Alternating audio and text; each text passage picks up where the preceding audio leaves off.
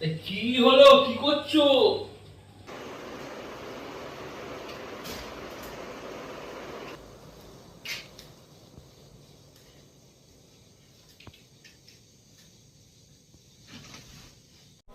কার সাথে এত কথা বলছো? বন্ধুর সাথে। শোনো, আজ তোমাকে কয়েকটা কথা বলি। হ্যাঁ বলো।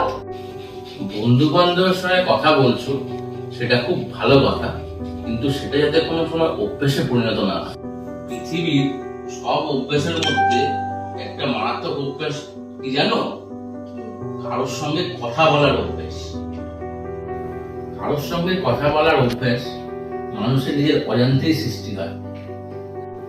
তখন মানুষের ভালো থাকার নিয়ন্ত্রণ তখন আর তার মধ্যে থাকে না।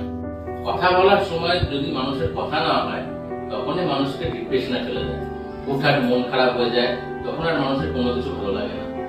তার মানে আমি এটা বলছি না যে কারোর সাথে কথা বলা ঠিক নয়। কারোর সাথে কথা বলতে ভালো লাগতেই পারে, সেটা যাতে নিত্যদিনের অভ্যেসে পরিণত না হয়, তখন কিন্তু মানুষের আর ভালো থাকা হয়ে উঠবে না। যদি মনে হয় মানুষ কারোর প্রতি মোহে ডুবে যাচ্ছে, তখনই তার নিজেকে থামানো উচিত।